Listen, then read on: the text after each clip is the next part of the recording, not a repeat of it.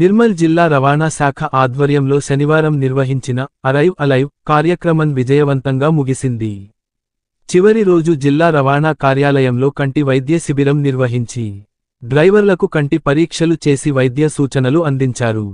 సుమారు 150 మంది డ్రైవర్లతో అవగాహన సదస్సు నిర్వహించి రోడ్డు భద్రతా నియమాలు, వేగ పరిమితులు, మద్యం సేవించి వాహనం నడపకూడదని సూచించారు. ఈ కార్యక్రమంలో రవాణా శాఖ అధికారి దుర్గా ప్రసాద్, వైద్య ఆరోగ్య శాఖ అధికారి డాక్టర్ రాజేందర్, డిఇఓ భోజన్న, అధికారులు తదితరులు పాల్గొన్నారు.